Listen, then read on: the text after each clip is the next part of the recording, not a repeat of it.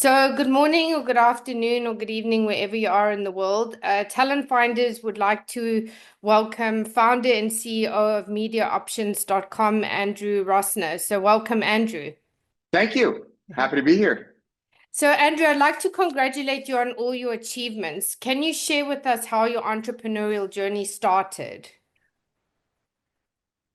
Well, uh, I guess it started in college. Actually, I guess it started at a very early age. I came from a pretty humble background, and I was really, I don't think it's an understatement to say I was obsessed with finding ways to make money. Yes. And uh, I would do, lemonade stands and, selling old books on the corner. I lived in a very suburban little neighborhood, and I'd set up a little table outside and sell things Yeah. on the weekends.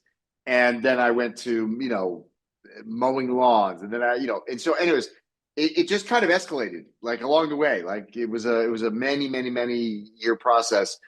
Um, but ultimately in college, I went to university for management information systems, which was like a hybrid of business and computer science. Yeah. Basically, translating computer science to the business people and translating business processes to the computer science people. And I started a software business with one of my best friends, and we were basically building custom database software for kind of blue collar businesses, landscaping, HVAC, things like that. And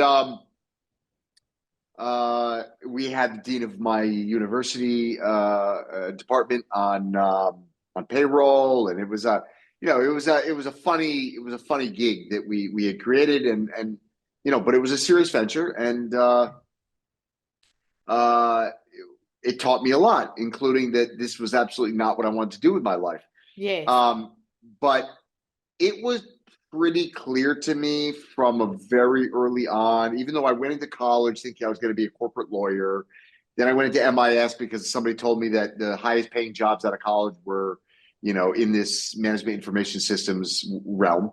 Yeah. But it was pretty clear to me that I needed to work for myself Yeah, uh, absolutely. for a variety of reasons. I mean, I'm a fairly, I mean, at this stage of my life, I'm completely unhireable, but um, I've more or less always been a little bit of a rebel. I don't really like taking commands.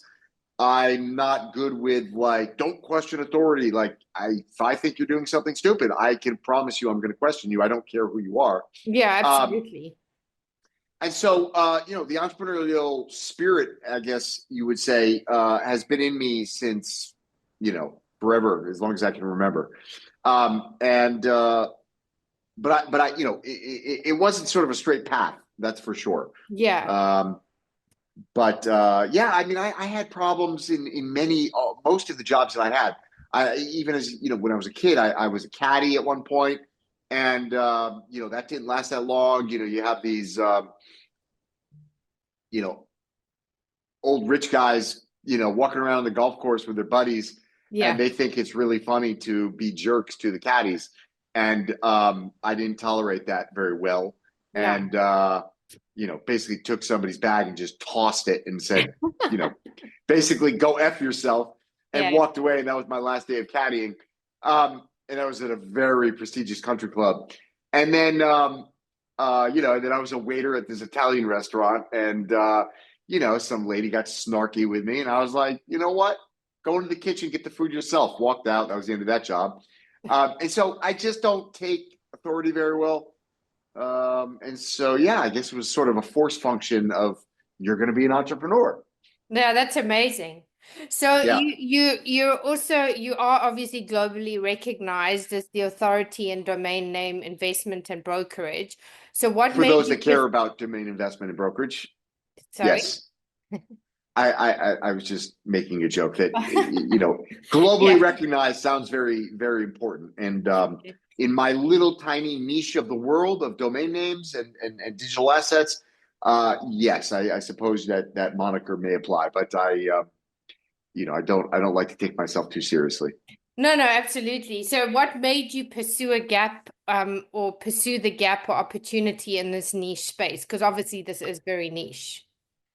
Yeah, so it's funny. This actually ties together with the story I told you about the database business that I started. Yeah. The guy that the dean of the MIS department was on our payroll, and he actually was I guess at the end of the day, he's probably the inception point of the whole domain story for me because I was in one of his classes learning about this was in the 90s. It was the emergence of the consumer internet, Yes. and I was in a class with him. I think it was like a 101 entry level HTML course or something, learning how to program a basic website. And just the whole idea that you could put up a website and anybody in the world could read it, and you could, create influence that way. Meaning, I could put my thoughts out there, and somebody could tell me that that was interesting, or they could tell me, you know, or they could just ignore me, right? But the idea that you could, put something out there for the rest of the world that didn't require you to put it on the nightly news, or like it was, I think, the first time that humans had direct access. To some degree, the first case was books, Yeah. but there was a lot of gatekeepers on who could get published, what could get published. There still is. And so I think it was really the first time in human history that somebody, any individual, could express themselves and put it out there to the world, and then have the world either give them feedback or ignore them. But Yes. just the ability to put it out there was fascinating to me, and I'm hyperactive, and so I have a lot of ideas, and most of them are bad, and some of them are good. But I would just register domain names because what became clear was that if you wanted to participate in this internet, which was very clear at that moment, going to be the platform for, at that time, probably it was certain that it was going to be the platform for knowledge, Yeah. not necessarily for commerce, although there was clear indications that commerce was coming. And so it all started with a domain name. Didn't matter what you wanted to do. Your first step was to have a domain name. You couldn't do Yeah. anything. You couldn't do email. You could, I guess you could have like your AOL or your Earthlink email or whatever. But you really needed a domain name. And so that was it. It was really that simple. And so every time I had an idea, I'd register a domain.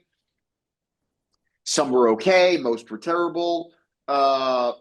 I never thought about them at that time as being assets. I never thought about them as being something I could resell. I never thought about them as being like, an investment. Yeah. I thought about it as like a credit card expense. Um, and it wasn't until later, it was when the dot-com bubble burst, actually, Yes. um, that I came to understand that these were much more than just, a tool, that this was actually an asset. And, very quickly, my understanding of what this was, the idea of a domain name, became much more sophisticated. And, it was probably a guy named Rick Schwartz, who probably first um, introduced me to the idea that domain names were real estate. And Yes. that fascinated me. And I spent basically from that day, which maybe was, I don't know, the very early 2000s, until today, being completely obsessed with that idea and flushing it out and trying to get to the heart of why that is. And, basically the conclusion, short story is like, all of the same principles that apply to why is commercial real estate valuable to a business Mm. and to the consumer of that business. All the exact same principles apply. And so I utilized that thesis to build my, portfolio of domains, to go out and acquire better domains on the same principle of, location, location, location. So Yeah. it's better to overpay for something great than to underpay for something mediocre. Yeah, absolutely. And so that was it. That was sort of the inception. So, just having touched on obviously talking about domains and becoming more valuable than real estate. So, from back then, to obviously now. Can you share with us why it is so important in investing domains, especially now, and how do you see that, how do you see the industry or that becoming even more valuable than real estate? Just for people who don't know, because obviously this Yeah. is necessary to So people know. yeah. So if you think about, going back to this real estate analogy, Yeah, if you think about, I don't know, take a company like Twitter. Okay. They had a bunch of fancy offices in really cool neighborhoods in New York, fancy offices in really cool neighborhoods in San Francisco. You could go on and on and on in many major cities, not just in the US, but around the world. yeah, And so, why is that, right? Why is that important? Why is it important that Tiffany pays $20 million a month in rent, or maybe it's a year? I think it's a month. It's a crazy amount yeah, for their Fifth Avenue boutique. Why is that? Well, how do they, you know, derive an ROI on that? What is it? What are the metrics and the variables that lead them to believe that to be important? yeah, And ultimately, it's like this is where you meet your employees. This is where you meet your investors. This is where you meet your bank. This is where you meet your vendors and your suppliers. It's the point of contact. It's the first impression. It's the yeah, lasting impression. It's the point when your investor comes to your office and sees a beautiful office, it instills trust.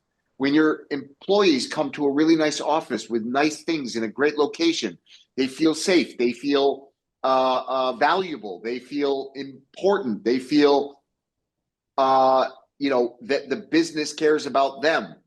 And, it goes on and on and on and on. And I think most people in your audience can probably, further elicitate on that and think about why are these things important. yeah, And so today, what we're seeing is that the digital economy has far overtaken the brick and mortar economy, meaning people buy things online instead of going to a physical store. We're doing a podcast online. Instead of me flying to you or you flying to me or doing some crazy editing with asynchronous recording. yeah, Um, we are on a Zoom, yeah, and and so, anyways, we're in a new world. We're in a digital world where things can be, um, you know, they're not location driven yeah, exactly. or And it's a location and it's a dependent. faster transaction too. Sure. There's endless reasons of why we're going more digital than we are brick and mortar. That's a different story. But we're getting at the derivative value of the brick and mortar and how that applies to the domain. And so, if the domain name is now where I meet my employees through email, my website, through custom URL, Zoom link, through a variety of different points of contact that all derive from your domain name, it's the same place I meet my investors. It's the same place I meet my customers. It's the Yeah, same place I meet it for all the same reasons. When I send an email to an investor to seeking an investment in my company, my domain name matters. It instills a first impression. Do they trust me? Do I look like a serious business? Or do I look like a hack? Right? If I'm, whatever dot io, like, yeah, okay, I don't know, maybe it's not immediately giving me a bad impression, but it certainly isn't giving me an immediate good impression, right? yeah, exactly. At best, it's neutral. Yes, And exactly. so your domain name is doing exactly the same thing that the brick and mortar used to do. Okay, having an elite domain name, a super premium domain name, having an exact brandmatch.com domain name for your brand. Obviously, it starts with having a good brand in the first place. But uh, this is what drives the value of the domain, the exact same thing that used to drive the value of the commercial real estate. Yeah, And as the commercial real estate market is imploding, which it is, yes, um, with very few exceptions, some exceptions in data centers and some areas of warehousing, but like office space, retail space is imploding. And so all of that value is accruing to domain names because the value proposition is shifting from the brick and mortar to the digital. Yeah. And so we have a thesis, and that thesis has been proven out true up to this point. We've had PhDs analyzing this and looking at it for us, and I've got endless examples to basically support this argument. But to us, we believe it is abundantly clear that the value accretion is going from the brick and mortar commercial real estate to the domain name. Yeah, no, I mean that makes sense. So within that, you've obviously had multiple lessons within your career, but what is one of the biggest lessons that stands out for you? Um, And I'm uh, sure you've had many, but like all of us, yeah, I'm sure there must every be one day. that stands out to you. So I would say life is too short for bullshit. Yeah. Is really my biggest takeaway. If I were to, I've got endless numbers of little lessons I've learned. A lot of them very important, but a lot of it can be distilled down to life is too short for bullshit.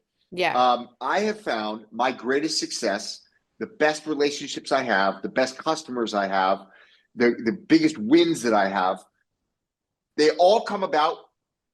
There's a variety of factors. It's, obviously my drive, and obviously, I've got some skill set and whatever. But that's kind of like the table stakes to get to that position. And then what determines the people that ultimately cross the threshold and don't, I think, is authenticity. And Yeah. so it's just being straightforward, speaking what's on your mind.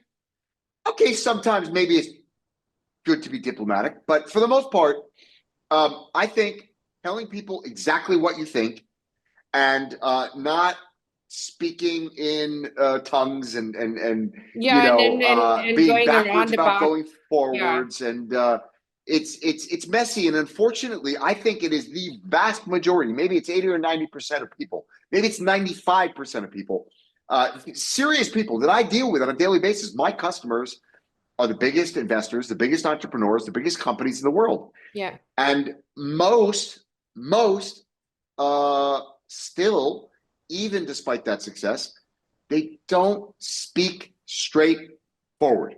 Yeah. They beat around the bush. And I find that people are almost unanimously refreshed when you're just straightforward. Good news, bad news, or otherwise. Just give it to them straight, move on.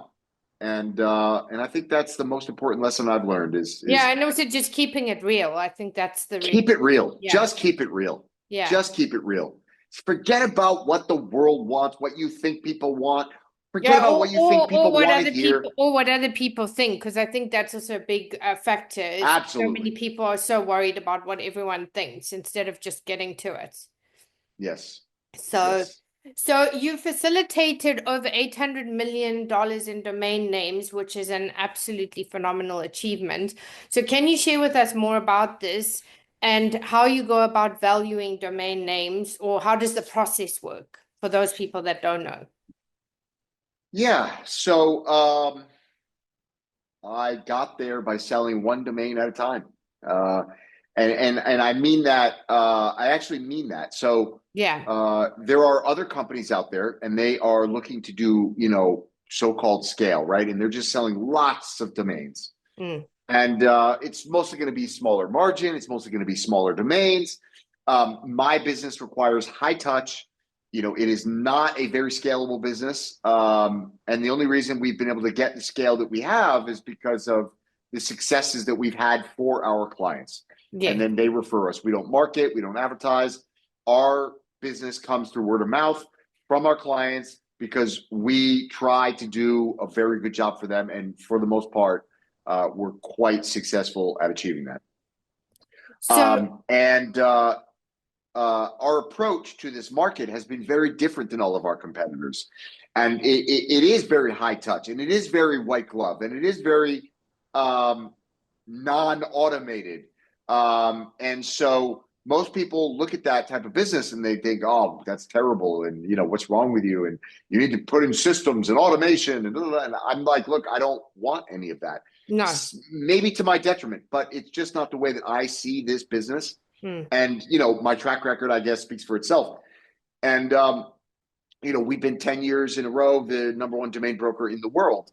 And, we've been fortunate to have incredible customers. We helped Elon Musk to acquire X.com and many other domains for other businesses of his. Prime.com for Amazon, Zoom.com, which we're recording this podcast on, Yeah. endless Amazing. numbers of really high value domain names. And, I think that all of that is because we took a different approach, a very novel approach, Yeah. um, to not just this business, but the way that most people do business. And then to get to the second part of the question, um, it's actually directly tied to the first part of the question, which is very early on, I realized that in order for me to provide guidance to my customers, in order for me to successfully navigate this market, I need to know what these things are worth.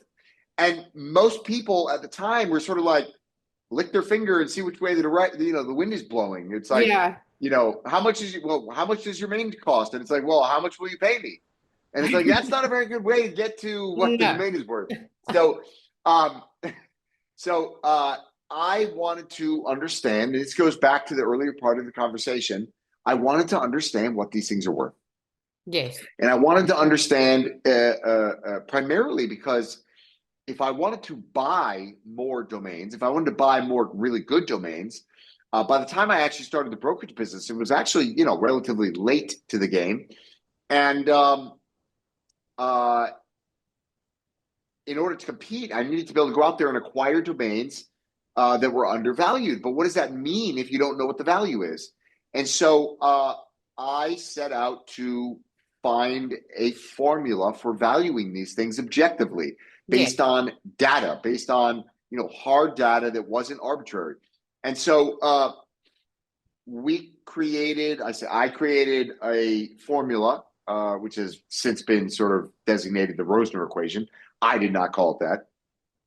And ultimately, what we're measuring is use in commerce and use in culture.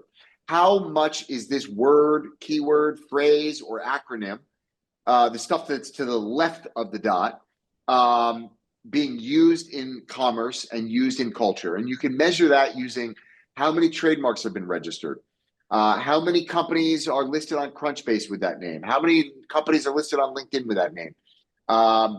How often is this being used as a hashtag in social media? How often, how many Google searches or how many Google results come up when I do a search for this keyword, phrase, or acronym? How many, and the most important one being, how many people search every month for this keyword, phrase, or acronym in Google? Okay. Yeah. And so global or local, depending on the keyword, global or local exact match keyword search volume is probably the largest factor that derives the value of a domain name.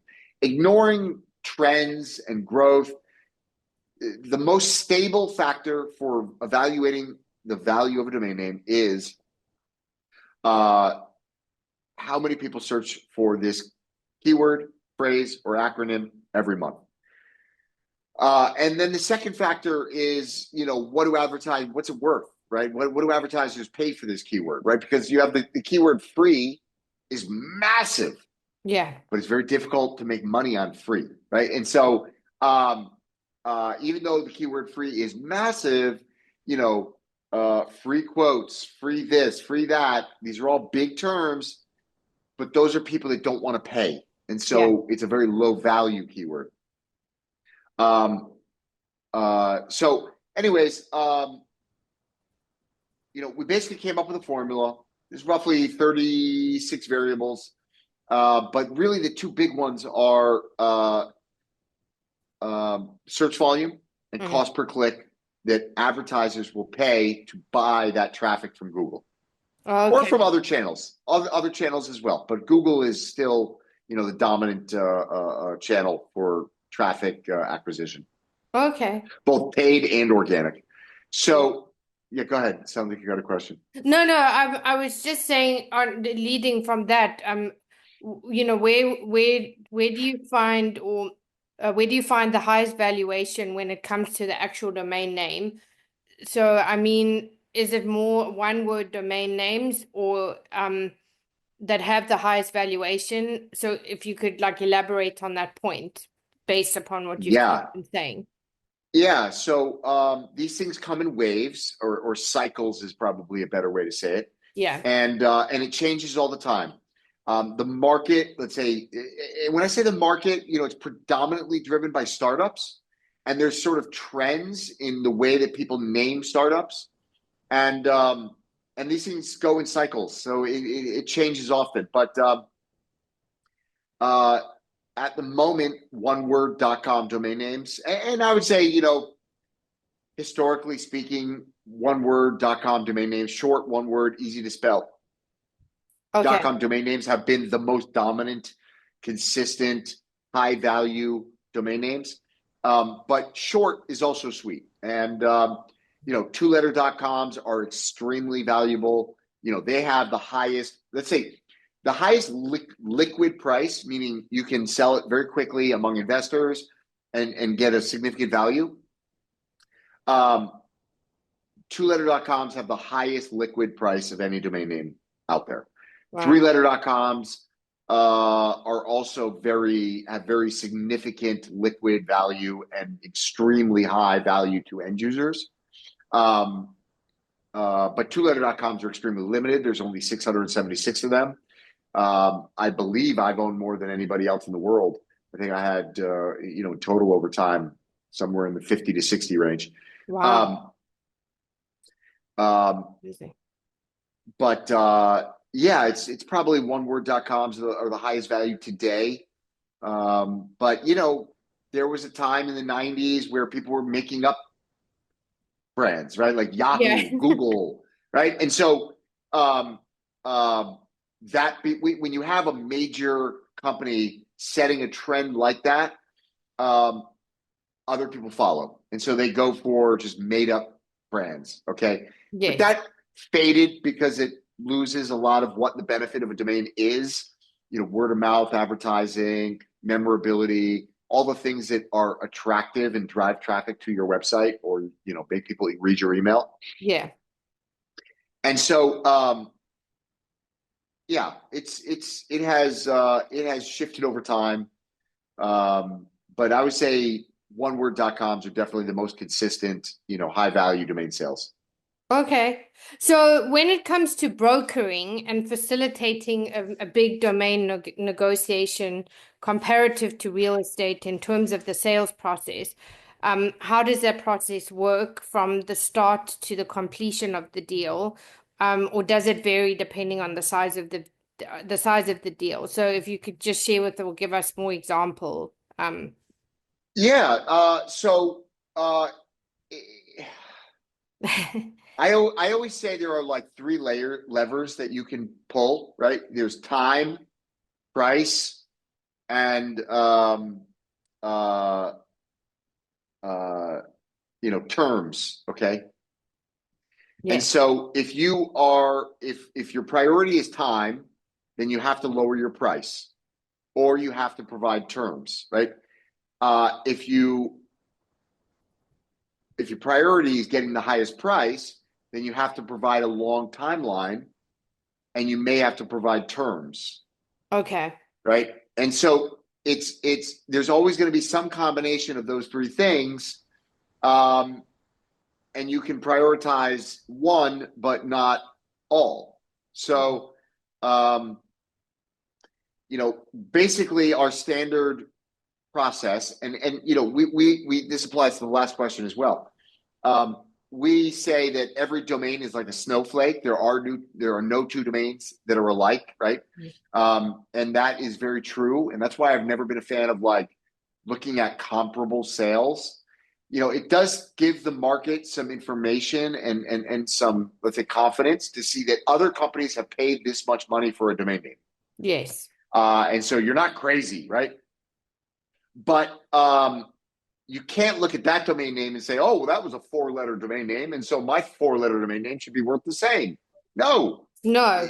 Each word is unique. How many people search for it? How much use is there in commerce and culture? And Every domain is unique. And even ignoring the domain extension, which adds a whole nother layer of complexity. Yes. Everything I've said up to this point is basically focused on .com. .com is ultimately where really the value in the domain market is.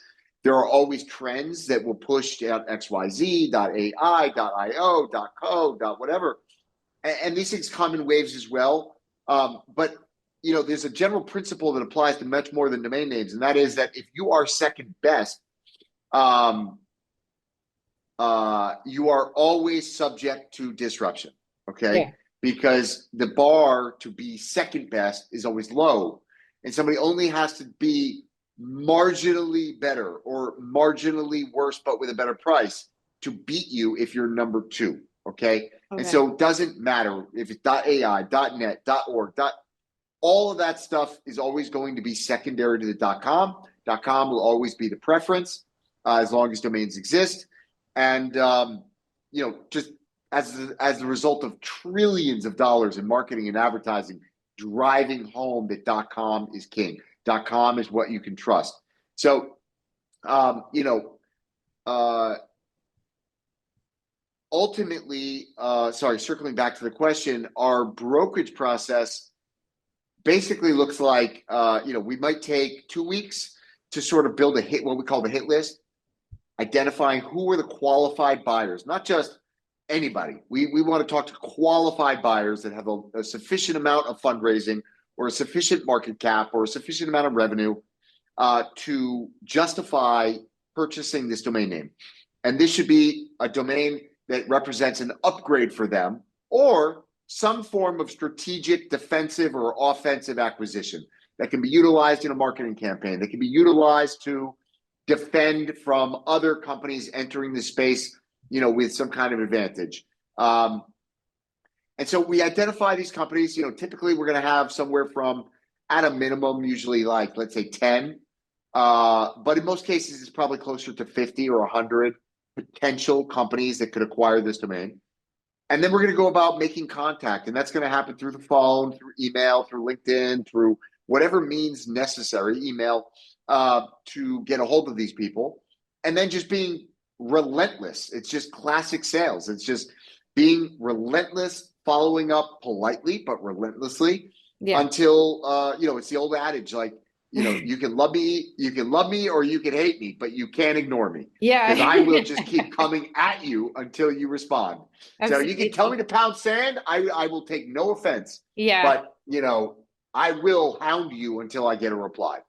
And, and I believe in that because I've done the work to identify that you, the potential buyer of this domain name, will benefit from owning this. You might not like the price. You might not know it today that you should buy this domain. Mm.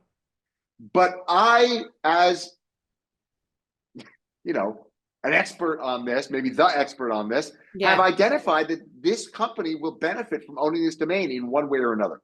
And Yes. so, in my experience, if we can make contact and engage in a dialogue, we have an extremely high success rate because ultimately we're approaching this with business logic. We are going to demonstrate to you how your company specifically can make a return on investment with this particular domain investment. And that will be through either reducing your cost of customer acquisition or through increasing trust or increasing conversion rates or increasing your employee morale. We had one example where a company bought a two-letter.com and it was unbelievable. Their employee turnover got cut by 70%, almost 60 something percent, because the employees themselves suddenly were proud to have this domain name as their email address. They were proud to call and say, I am, I'm not going to say the domain, Yeah. but it's pretty incredible. And that's something that is intangible for the most part. It's not something that most people put into their ROI calculation. Mm. But how important is that if your employees are proud to work for your company simply because they are proud of your brand and the matching domain to go with it? No, absolutely. Right? Absolutely. So, anyways, there are a lot of ways to look at this and derive ROI, but ultimately, uh, our job is to prove to somebody that this domain will generate that ROI for them. Awesome. So, Andrew, your expertise and assistance in domain name and digital acquisition is unmatched and has enabled Fortune 500 companies, startup investors to establish very powerful online brands, which is critical. So, can you share with us more about this and how you managed to achieve that? Because obviously, it's not something you just go straight up to people. So, I'm just curious how you managed to get to that level. Uh, Persistence, a bit of naivete and Yes. persistence, um, I'm not going to lie, there's an element of fake it till you make it, right? In the beginning, Yes. like I said, nobody even knew what these things were worth, right? There Yeah. were companies that could look at it and say, well, we've got X amount of money in our budget, and so we can afford to pay X. Yes. And then there was domain investors that were like, I need a new car. So the car costs 60 grand. So that's how much my domain costs. And Yes. it literally, as absurd as that sounds, that was actually the marketplace. Was people had wants and needs, people had constraints, and these wants and needs would run into a wall with these constraints, and somehow a price would emerge. Yeah. But I guess uh, you know, I've never been afraid to sell. I've never been afraid of people. I think of all people. I don't care if you're Elon Musk, who I have tremendous respect for. I mean, he's one of my clients. Yeah. Um, but I don't care if you're the richest man in the world or you have a pizza shop. Like, I Yeah. think humans are equal. And so Yes.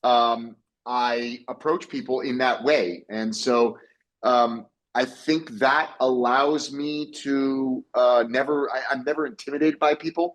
Yes. Um, and uh, I think a bit of the naivete of just thinking, well, I'm not clearly not a kid anymore, but Yeah. when I was a kid, it was like, I'm going to call these people up and try to sell them a domain name for a lot of money.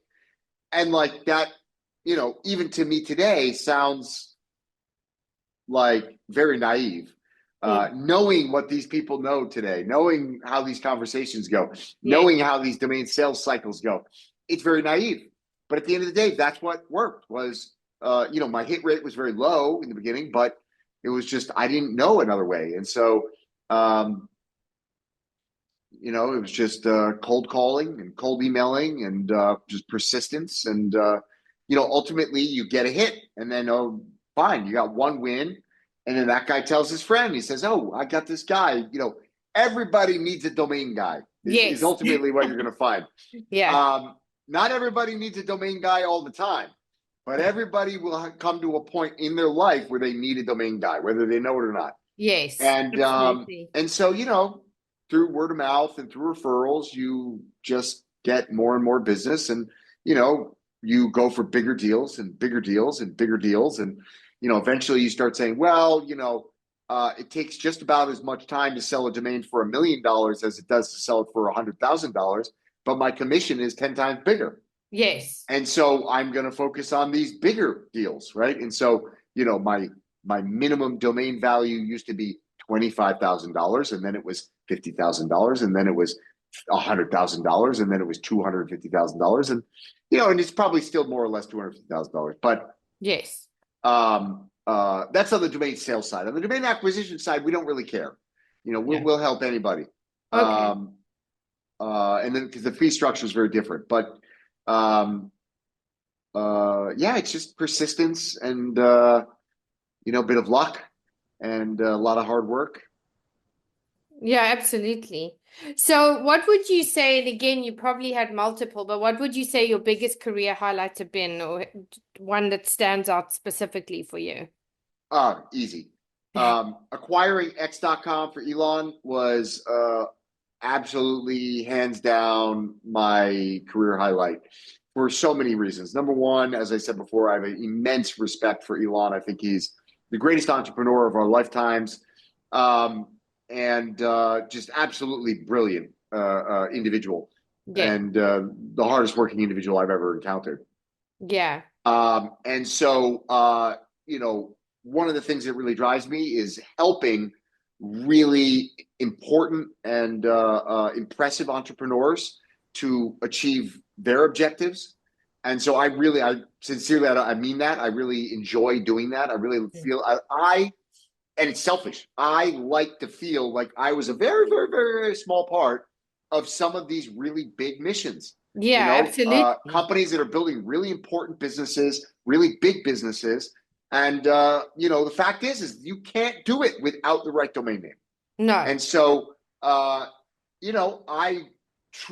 I am proud, and I really enjoy being a very, very small part of many very important businesses. And that's, first and foremost. Second is I am a domain geek. Like literally, like I can geek out on all different aspects of domains and talk about it for hours. And uh, X.com is a particularly important domain name. There are only three one-letter.com domain names in the world. All the others are restricted and withheld and cannot be registered. And so it's a one of three asset. It is by far the best of those three. It's X, Q, and Z. So it's Wow. like the two worst letters in the alphabet Yeah. and the single most versatile Yeah. letter in the alphabet. So X.com, in my opinion, is the single most valuable domain in the world. Mm. It is absolutely the most scarce domain in the world. It is an incredibly important domain, even beyond just its value, for a whole bunch of reasons. And just the letter X is quite important to me. It's everything and nothing at the same time, and it's anyway. So that deal was by far my biggest career achievement for That's myself. amazing. So, since you started MediaOptions.com, what would you say makes you different from other competitors in the industry? And what do you believe sets you apart from others within your industry? It'd be easier to tell you the things that were the same, Okay. but um, I look, not trying to be funny, but I really, truly, I do business completely different than any of my competitors. There Yes. is nobody else that approaches domain names the way I do. Yeah. There's nobody else that approaches business the way that I do. And there's nobody else that has done the work to understand where the value of a domain name comes from and Mm. how it will relate to any specific company to generate a return on investment. And so those are really the main things that set me apart. I just work harder. Yeah. Um, these days a little bit less, but in the first 15 years of running this business, I can tell you I was an animal. I worked 16, 18 hours a day, relentlessly. I mean, I literally would, I won't even go into specific stories, but picture Howard Hughes. Um, so I think that I think it's very difficult to compare me or my business to any of my competitors. I have a few competitors that I respect, and I think they do a great job. Um, but I don't think that you can make a comparison because I think I really approach it 100% differently. Also, I believe that I am a service provider to my customers. It's Yes. not my deal. I don't have much. Look, I'm not. I have ego, no doubt. But as it pertains to individual domain transactions, I have no ego involved. I have ego involved in winning, but I don't. That's it. Transactions over. That was not my deal. That was my customers' win, Yes. and I don't report it. I don't tell anybody about it. I don't. When it's a big deal, sometimes these things come out in the public. Like that whole X.com story came out publicly because it was a huge um, um, transaction that ultimately was, involved in a very controversial platform launch. But I, I do not disclose details of my transactions, and that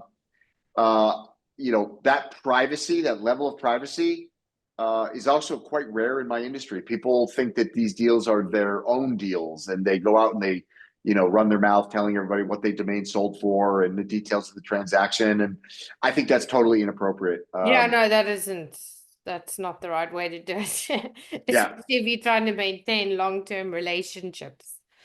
yeah. I think it's simpler than that. I just don't think it's my information to, Yeah, to to divulge. share. Yeah, Yeah. exactly, exactly. So that leads me to the last two questions. What are the three key pieces of advice you would give to other entrepreneurs who are looking to pursue a similar career, or start their own business? And what legacy would you like to leave, or how would you like to be remembered? Uh, we'll start with the advice. Look, I'm going to put a timestamp on it, right? So let's say that you're like a 20 something coming out of college, or not, but you're young. Yes. Uh, I have a fundamental belief that literally the entire purpose of life itself, of any individual person's life, is the pursuit of novelty. Okay. Yes. And I think that ties in very closely with authenticity, because we, like domain names, each of us is a snowflake. There are no two people that are alike. And so Mm. each of us has an authentic self.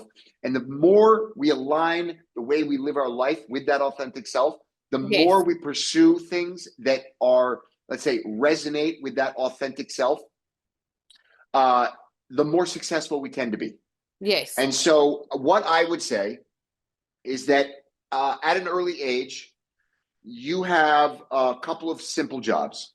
Yeah. One is, all of us are good at something.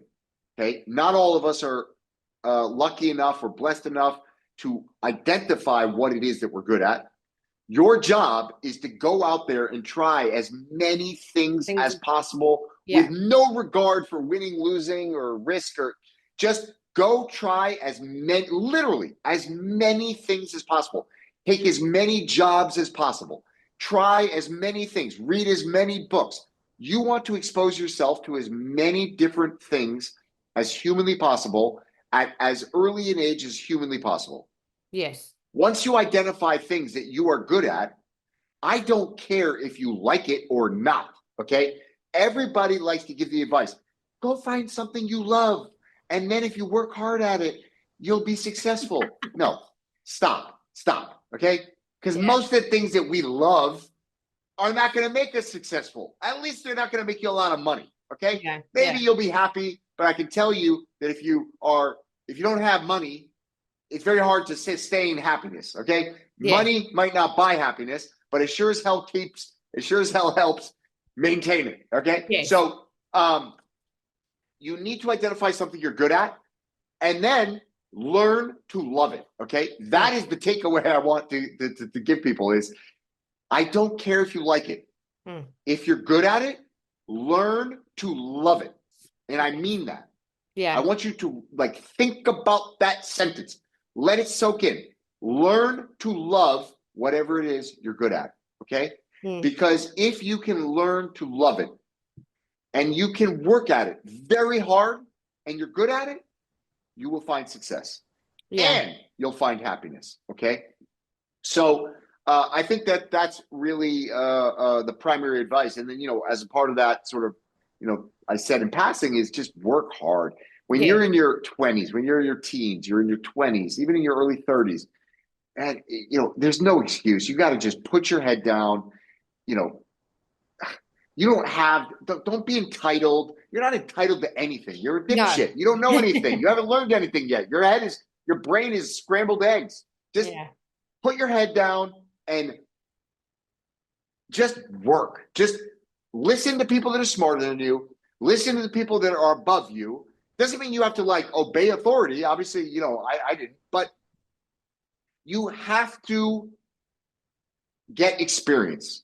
Yes. And the only way you're going to do that in a meaningful way is to, again, identify something you're good at, get exposure to as many things as possible. And then once you identify the thing that you're good at, learn to love it, put your head down, and work your butt off.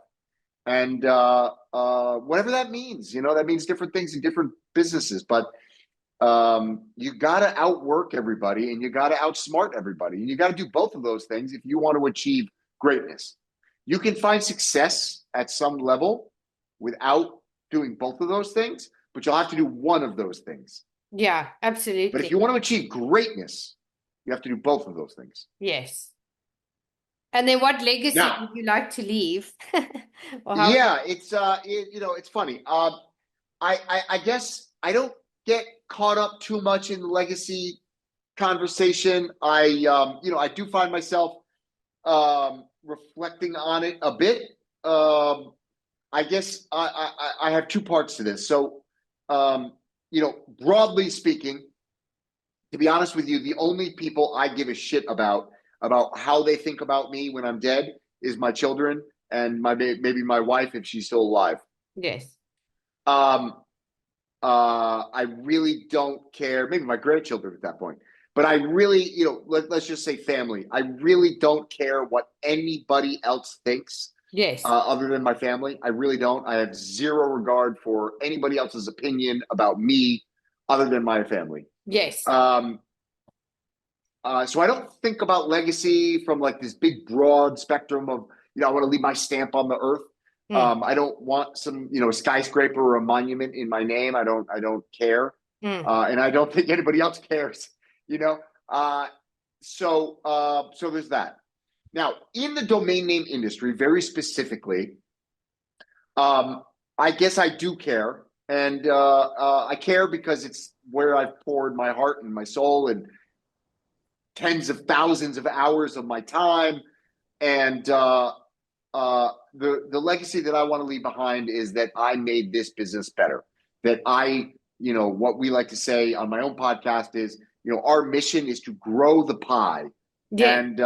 and so I pursue that relentlessly through many different avenues. From being the first person to take domains public, and uh,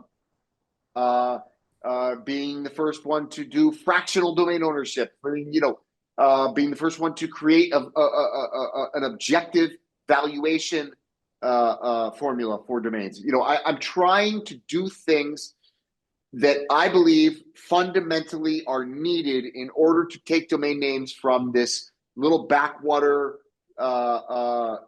necessary evil is the way that I think most people look at it, Mm. to being a globally recognized investable asset class. And in the same way that real estate is, in the same way that you have real estate investment trusts trading in the stock market, I think that we should have, and my hope is to one day be the first to do it, have a digital real estate investment trust. And so that's the legacy that I want to leave behind. I want to turn domain names from what they are or what they have been into a globally recognized investable asset class. Amazing. Well, thank you so much, Andrew, for your time today. And if people would like to connect with you, what are the best platforms to do so? Yeah, mediaoptions.com is our primary website and domain name. And there you can find our domain brokerage services. We are the number one domain broker in the world. I got all these different awards. I got a bunch more over there showing, prove it. I got the receipts. And we help customers to buy and sell domain names. So we can help you acquire the domain that you need for your company because you're on a .io or a .co or a .ai or some inferior domain extension and you need to upgrade to .com. We can help you do that. And if you've got a domain name that you no longer need, we can help you sell it if it has a sufficient value. I am very active on Twitter at Andrew Rosener. That's Rosener. And that's about it. Those are basically the two places to find me. Amazing. Well, thank you so much for your time, Andrew, and hopefully we can have you back in the future to see where you are in your journey. Thank you so much for your time. I enjoyed it. Thank you.